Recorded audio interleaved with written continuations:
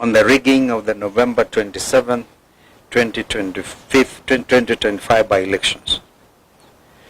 We want to thank all our united opposition teammates and supporters across the country who have shown up in big numbers for peaceful campaigns in this forthcoming November 27, 25 by-elections. Kenyans are clearly hungry for change, and they see these by-elections as a chance to register their feelings about the current regime. That dissatisfaction is real, and the regime knows it. That is why they are trying every trick to frustrate the people's will ahead of tomorrow's vote. But Kenyans are alert and they are ready. From the mountain to the lake, from the ocean to Kisii, the message is the same, #Guantam. During these campaigns, we have sadly witnessed a series of desperate and well-coordinated attempts to subvert the will of the people. Number one, the heavy and intimidating deployment of police officers, many of them in plain clothes, accompanied by brutal attacks on opposition leaders and supporters. The intention is clear: to scare voters away from coming out in numbers they intend to tomorrow. We have seen this in Narok Town, in Malava, and in Mbeere North. Unmarked famous Subaru foresters have been roaming Chicago and Malava not to protect citizens, but to intimidate them. This is unacceptable in a democratic nation.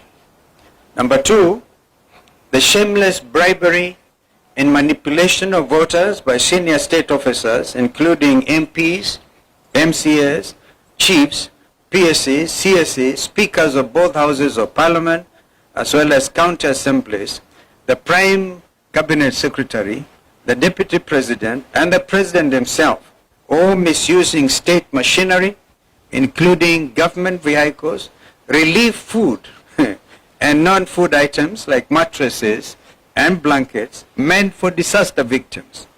And even letters of appointment to Kenyan embassies issued in public barazas. I think we have all seen this.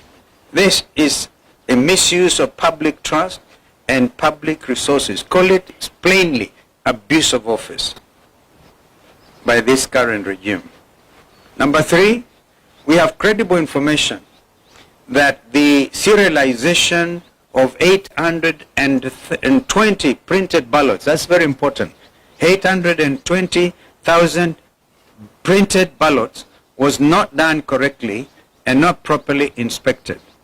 This has created a dangerous loophole for ballot stuffing through extra or unaccounted for ballots. We are further aware that 30,000 pre-marked ballots have already been dispatched to the targeted battleground areas of Magarini, Malava, and Mbeere North through compromised presiding officers. This strikes at the heart of electoral integrity. Fourth, we have seen extended and illegal campaigns conducted by regime agents well beyond the official campaign period, escorted by police officers and accompanied by hired goons. This is a deliberate attempt to tilt the playing field and subvert the will of the people. Number five, violence is being prepared and deployed as a tool to cripple these by-elections. There is a well-coordinated scheme involving sections of the police, hired goons, and compromised IEBC officials. In Malava, for example, hired goons reportedly under the command of Lugari MP Nabi Nabwera are expected to spark violence using pangas and drungus and other crude weapons. They are to be protected by police, including a special team which has already been dispatched from Nairobi and we are monitoring their movements, the infamous Subaru unit. Once voting is disrupted, compromised IBC ballots,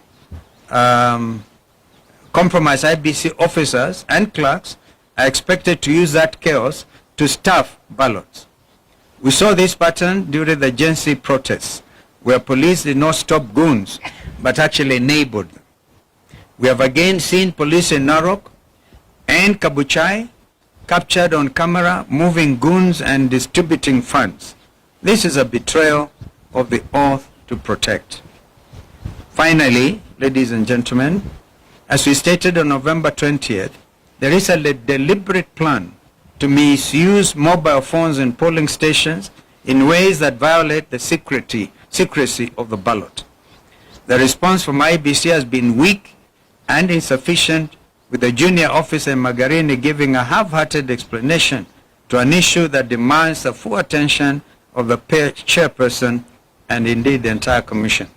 Their silence deepens our concern about the integrity of this institution at this critical moment. The IBC, by failing to address the genuine concerns raised by the opposition and the media, and by neglecting to put in place the necessary remedial measures, continues to cast a long shadow over its own independence. This new commission now stands accused, not by us alone, but by its actions of presiding over a process whose credibility grows more questionable by the day. A democratic, free and fair election cannot be built on silence, on evasion or selective action. It must be anchored on justice. We therefore demand that the IBC rises to the moment and A, confronts and overcomes the challenges facing this by-election. This is the first true test of the new commission. They must either overcome these challenges or be overcome by them, squandering the little trust Kenyans still hold. The commission must assure all Kenyans that it is not entangled with broad-based masters. B, to our supporters across the country, come out in large numbers and vote for all united opposition candidates. Remain peaceful, but also remain vigilant. Document every irregularity and promptly report every form of electoral malpractice witnessed in your constituencies or in your wards. To our agents, you have been prepared for this day. Confirm that all ballot boxes are empty before voting begins. And check even any possibility of open windows where things could have been brought in and sneaked in. Do not abandon your stations until polling is fully concluded. Report every incident, from attempted inducements to photo taking inside booths to any form of voter harassment by police in uniform or in plain clothes. To the media, election observers and civil society organizations, please maintain maximum vigilance at all polling stations. Shine the light where others attempt to hide the truth. Expose every malpractice. This is what is expected of us as citizens of this country, that we have to dig in for democracy. E, the desperation of this regime is obvious to all. They are hanging by a thread. The writing is on the wall. The die is indeed cast. No amount of public money, no deployment of police, bullets or tear gas, and no intimidation of opposition leaders and supporters will succeed in silencing the will of the people. And to the broad-based operators clinging to their last straws, let it be known the people have already spoken. At this defining moment, we urge Kenyans to stand firm, stand peaceful, and stand together. Let us prove once again that no force, however desperate, can overcome a united and a determined people. The will of Kenyans is sacred. It cannot be bought, it cannot be bullied, or indeed it can never be broken. Tomorrow, let us vote with courage, guide the vote with vigilance, and move forward with faith, knowing that the truth may be delayed, but it cannot surely be denied. May God bless Kenya and all of us. My colleagues may want to add, but to do that aspect I talked about, the 820,000 ballots already printed. They were printed out in Greece, and the policy for by-elections has always been, you print locally. The Kenya Literature Bureau, for example, has been in that business. And it is also important to know that no certificate, and we want IBC to prove us wrong, no certificate of inspection and receipt has been received. So we are aware that this has been a quiet thing. And as we speak, Mr. Marjan is on the ground in Mbeere to try to make sure that what is already been planning, as we said the other day when my colleagues were out on the field, last Thursday in particular, we did point out that Marjan is under instructions of the former commissioner, Professor Guli, who is William Ruto's political advisor on matters to do with IBC. So IBC, you are clearly on notice. So please, when the agents are there and the names are read out, I'll give an example. Any vote ya Karish in Mbeere North, if the clerks read Karish, please agents demand to see the marked ballots. And at the end of it, before the presiding officer presses the send button, please ensure that the numbers that have been now kind of identified and announced, yeah, are also the same figure that will get now transmitted by the send button. We are saying this because we are aware in the case of Mbeere North, 15,000 ballots have already been particularly voted. They have already marked them. And so the idea is that they are going to make them, they all be met now at the constituency tallying center. And therefore, because of the lack of serialization, which you have talked about, yeah, anybody can mark and serialize everything. So we are pretty aware, and I must thank Kenyans. Kenyans are very smart. That's why my brother said they cannot be like some of our other neighbors. This is Kenya. Thank you. Thank you very much. It is now very clear to us and to the people of Kenya that IBC is totally compromised, and we are happy that this has been confirmed this early, because had this not been confirmed this early, they could have duped Kenyans that they can supervise and pretend over the general elections. For the first time since the electoral history of Kenya, IBC has confirmed that they will be using uniformed officers and plainclothes officers. Those plainclothes officers is a tool for ballot stuffing. IBC has given ballot papers to government agencies that have been pre-marked, and the officers in civilian, their work is to figure out how to get the pre-marked ballots into the ballot box. In Mbeere, for example, Mbeere North, 15,000 pre-marked ballots are being distributed now in a hotel 2 kilometers from Ebu town, where Kindiki is supervising. And these officers have been instructed to go to the polling stations, some pretending to be agents, others to be observers, others to be keeping security. The plan in Mbeere North is that 1,500 gangsters from Kayole and Kambura in Kikuyu are in Mbeere. And their mission is to create chaos outside the polling stations so that the police officers inside can create more chaos, pretending to be agents. And in that situation of chaos, the pre-marked ballots will be put into the ballot boxes. Thereafter, the police will arrive and keep peace, and things will go back to normal, and then the voting will continue. By that time, the pre-marked ballot papers will have been in the ballot box already. We are therefore saying, and the CEO of IBC, Marjan, is in Mbeere North himself overseeing that exercise.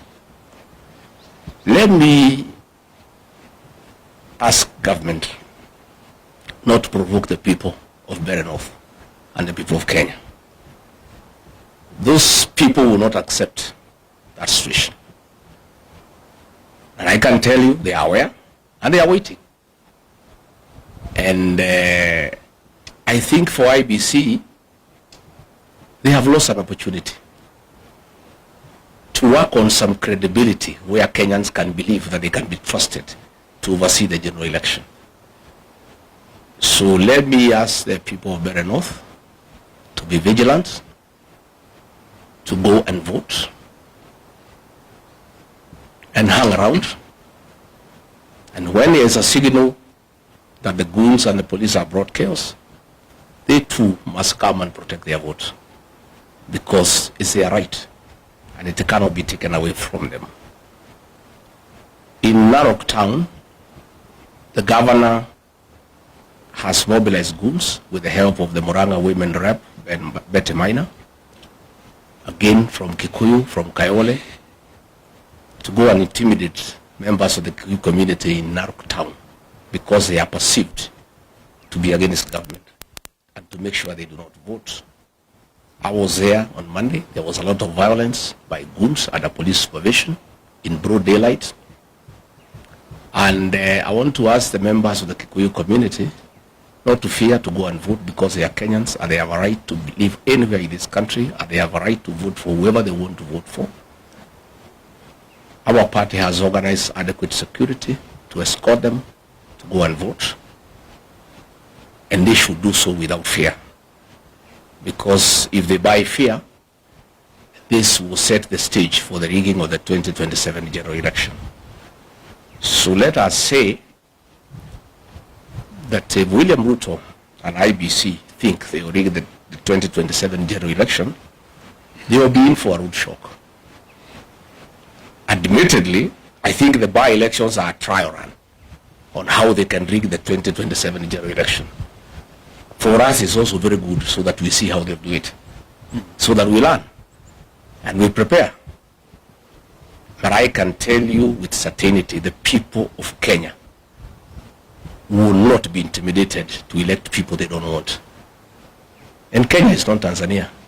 This is a totally different country with a very resilient population who don't buy fear and who are not easily intimidated. In Mbeere North, William Ruto has spent over 700 million shillings trying to bribe voters. And on the eve of the closure of the campaign period, the people of that area were through with that money. They want to go and vote their men, and that is why now they want to stuff the ballots. And it will not work, and it will not happen. And it is wrong for government officers sitting somewhere in a hotel outside Embu to think that they can go and stuff ballots into ballot boxes where the people live. It is very difficult. It's not easy. So we want to ask IBC not to allow officers into polling stations. And we have asked our agents to demand from the presiding officer that all agents are frisked for weapons. Nobody is supposed to carry a weapon inside a polling station unless it's an officer who is uniformed. Anybody else, whether you are an agent, whether you are an electoral official, you cannot carry a firearm inside the polling station. Those firearms are meant to intimidate the other agents, to intimidate the electoral officials, and therefore we have asked our agents to refuse the voting to begin until all people inside the polling station have been frisked for firearms, so that there are no firearms within the polling station. And I think once that has happened, voting should go on, and the counting should go on, and whoever has won should be announced.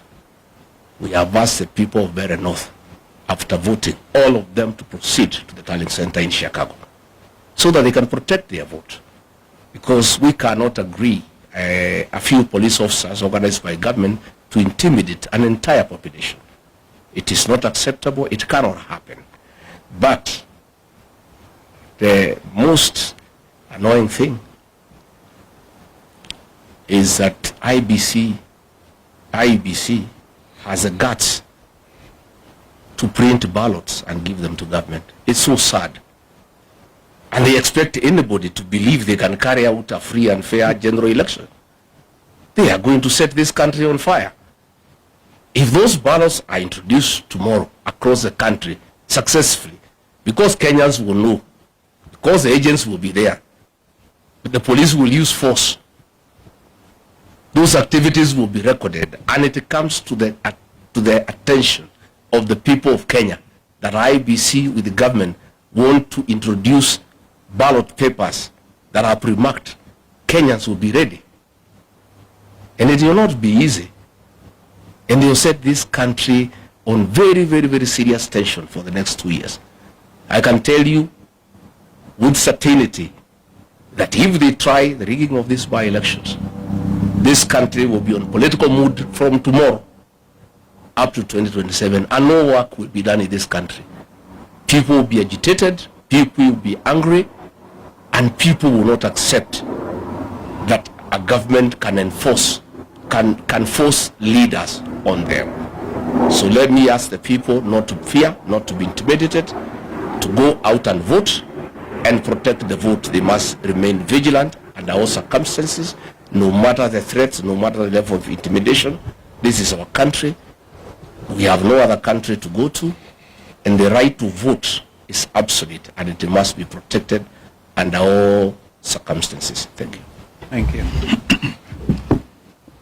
Labda wenzangu wameongea Kiingereza, wacha ni seme kidogo kwa Kiswahili na nieleze Wakenya wazalendo ya kwamba tumepata habari ya njama za kuiba kura serikali hii ya broad based. Njama hii imetekelezwa kupitia IEBC commissioners wenyewe, polisi wa Kenya, na kuna wahuni ambao tayari wametayarishwa. Wamepelekwa kule Mbeere, wamepelekwa Magarini, wamepelekwa Malava kule Kakamega.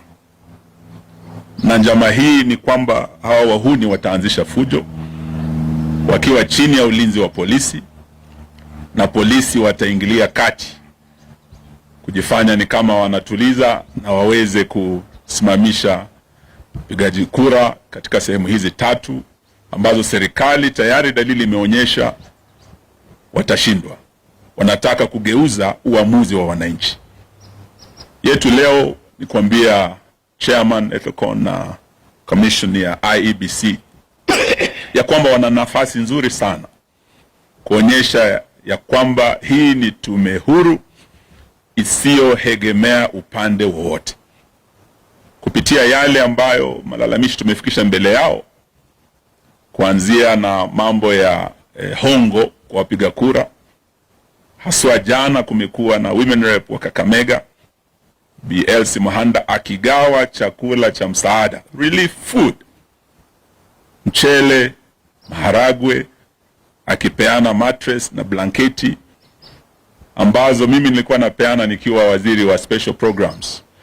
Wale wamepata majanga kule Turukana, mafuriko kule Nyanza na kwingineko. Hii ni chakula ya dharura kusaidia msaada wale wameumia. Sio wapiga kura, wakulima wa bidii ambao wana chakula chao, lakini wanatumia chakula cha serikali, mattress za serikali, kununua wapiga kura wapigie kura. Sio hiyo tu, njama ya pili kando na hongo ni kutumia fujo. Na hii fujo itakuwa kupitia hawa wahuni na polisi. Silaha hizi mbili za hongo na fujo tumejua zitatekelezwa wapi na nani.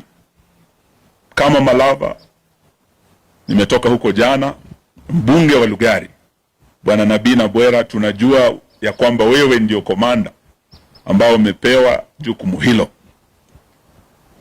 Tunajua ya kwamba Mheshimiwa Wetangula, Mheshimiwa Mudavadi, Mheshimiwa Oparanya na viongozi wenzetu kutoka magharibi mwa Kenya wamekuwa kwenye njama hii wakiongozwa na none other than Faruk Kibet, msaidizi wa rais, karani wa rais.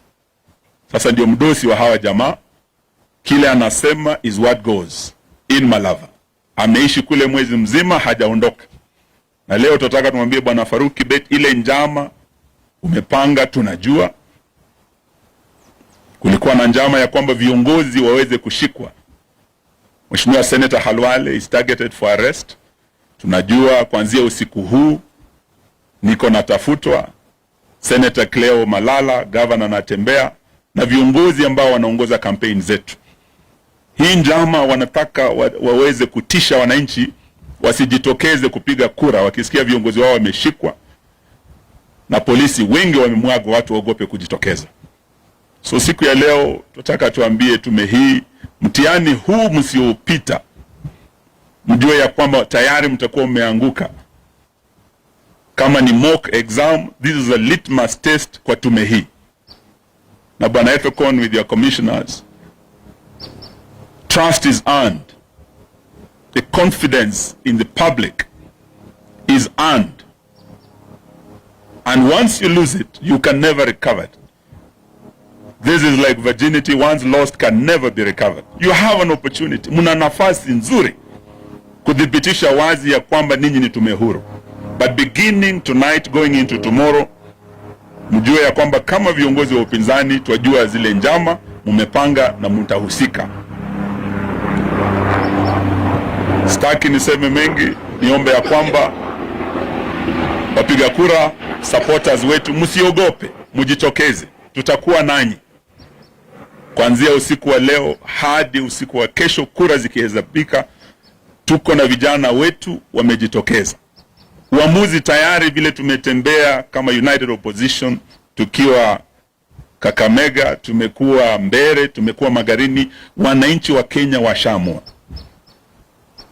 Jaribio la kugeuza uamuzi wa Wakenya naweza likaleta maafa kama yale tumeona Tanzania. Na haya tunaambia Bwana Ruto, Kenya si Tanzania. Lakini huenda ukageuza Kenya kuwa Tanzania beginning tomorrow, kama yale Suluhu alifanya kule Tanzania, na watu wastaarabu kabisa wa Tanzania wakajitokeza. It will be worse in Kenya if you try. Let the people decide. That is the essence of democracy. Do not try to subvert the will of the people. Hiyo ni ilani tu tunatoa, na tunasema ya kwamba wapigaji kura mjitokeze.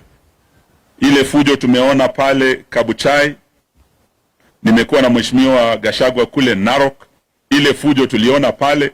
It is very clear that this commission has been compromised, but you have 24 hours to prove yourselves. Asanteni sana. That's 1 minute. Yeah, sure. I forgot one thing.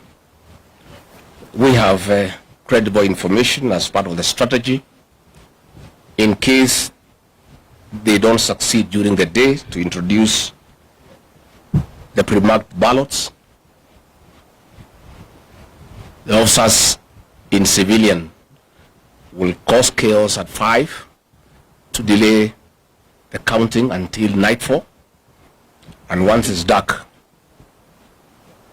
the PS for energy, Alex Wachira, has confirmed to everybody that there will be power blackout in all these areas, so that it creates the best environment for chaos and for getting the pre-marked ballots into the ballot box. We want the CS Energy of PUADI to confirm to the people of Kenya, because it's important, that there will be no power blackout in those areas where there are by-elections. Because this will be a clear testimony that all institutions in this country have failed. And they are part of the Kenyan fraud of stealing from the people of Kenya their birthright. And Alex Wachira has confirmed in that meeting that was in Embu. And what I must tell these government people is that the police force is as dissatisfied as the rest of Kenyans. That police force is divided right in the middle. All those things, they are being planned, they are being relayed to us in real time. Because these are also parents. Their pay slips have been raided. The police, they are complaining. Share deductions, housing levy. They are equally discontented. Most of presiding officers who have been approached, their teachers, they are very discontented. So all those things you are planning using government might is in public knowledge, and it will be relayed as it comes. So we are also asking the media, finally, please keep an eye on the happenings tomorrow have your teams everywhere. You have a responsibility. This is your country, to inform the people of Kenya what is going on. Because once these things are exposed, it's a deterrent. So please let the media help the people of Kenya by having live coverage of all these by-elections, so that people of Kenya can see what's going on. And you are lucky that we have given you an update of what is happening and what to expect. So also carry rubber shoes. Because the goons, I'm sure, they have instructions to descend on you. I don't want to scare you, but because I'm a truthful man, it's just to tell you the truth. Because I know they'll want to intimidate the media, to grab your cameras. So please carry your rubber shoes and also have a few of your own guys. They don't have to be goons to cover you up. So that your camera is safe and you are safe too. Indeed. And please take care of yourself.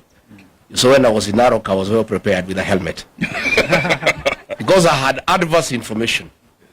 I've told you the police force is certified right in the middle. There's a police who are calling me. Tunakungoja wewe na utapigwa mawe, utapigwa risasi, so utafuta bulletproof vest weke na uchuge kichwa yako ndio wana target.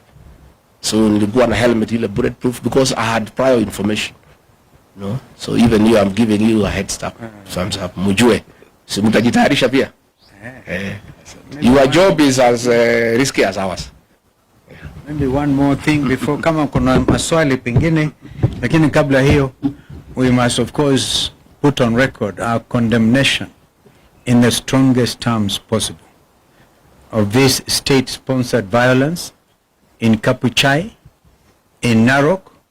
We saw some feeble attempt by IBC in Kasipul to do something, and they have been silent on these other things.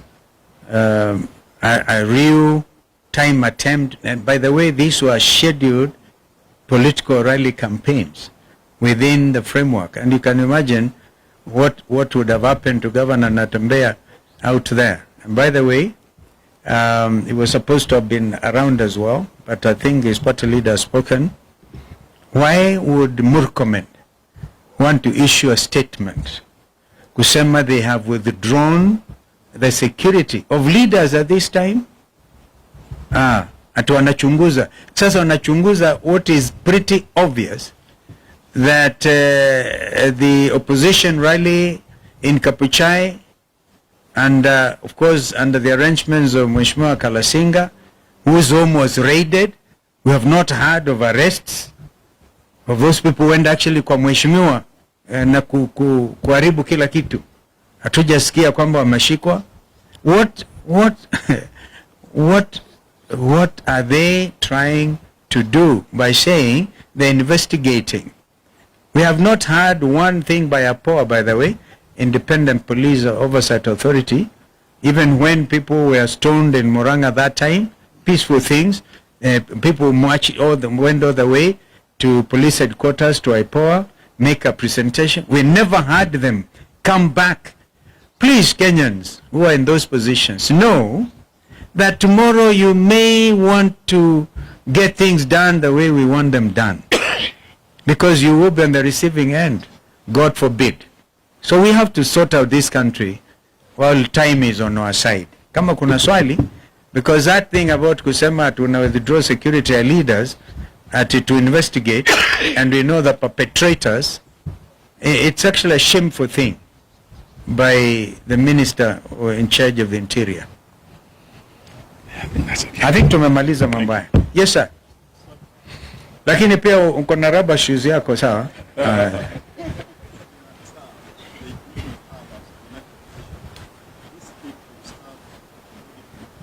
Yeah.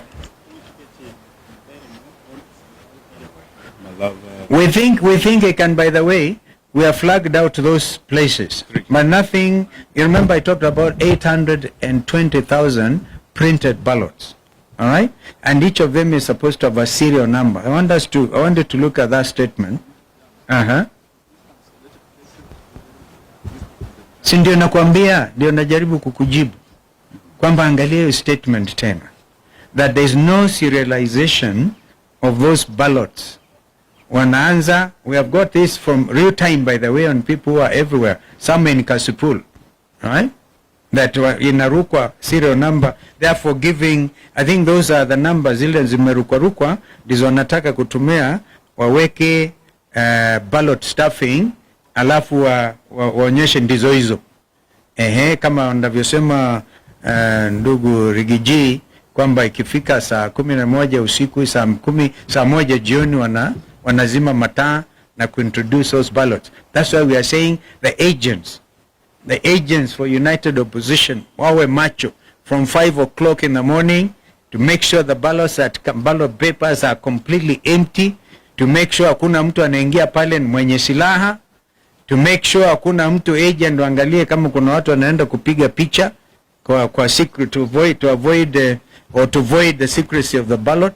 Waangalie hiyo yote, wawe macho na wasilale kwa kituo mpaka mambo yajulikane. So that's including what I said. That's absolutely vital, because if the presiding officers under instructions of Marjan are able to press the send button to the constituency tallying center, kwa mfano, or to the ward tallying center, what that will mean is that number may be different from ile imehesabiwa 1 2 3 4. Karisa amepata hii. What is your name, sir? Koenga naye amepata hizi. Sasa inaenda kitu tofauti.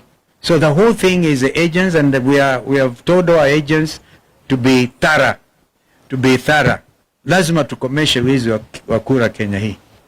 I think for Kapchai, and we are talking about Kisa East, the main target is actually Malava and Western. Yeah. What we do know, the way Rigiji has said, 15,000 pre-marked are headed to Mbeere North. For Malava, we have 10,000. We are aware they have sent 10,000 pre-marked ballots to Malava. And there are specific areas where tonight they are being dispatched. And once they start the violence, the police come in, there's disruption. There are presiding officers who have already been put in the loop, been compromised with that mission of making sure 10,000 ballots that are not for Malava people, that are pre-marked elsewhere, transported into Malava, are stuffed into those ballot boxes. So these we are aware, and 10,000 have also gone to Magarini. Obviously, you can see Mbeere North is the highest target, 15,000. But we are aware, and we took macho. Our agents wakae macho. Na wale ambao watahusika kuleta fujo, for Malava we are aware, na Binabwera, ndugu yangu Musalia, ndugu yangu Weta, ndugu yangu Oparanya, we have already lost a life in Kabuchai. There was a death because there was shooting, police bullets, live bullets were used in Kabuchai. There's already bloodshed in Kabuchai, kwa Itangula. We wouldn't want that to happen again tomorrow or this night. The blood will be on the hands of those who are in charge of that violence, and we know them. Asante sana. We monitored even the movement Yes. from Thika. Hizi Mbeere zilianza somewhere in Thika, alafu zikapelekwa kwa DCC office in Mbeere. Tunajua, we are monitoring, and the Kenyans themselves telling us what is actually happening. Thank you. Asanteni sana. Thank you. Mubarikiwe. Sitasimama maovu yakitawala, sitasimama maovu yakitawala.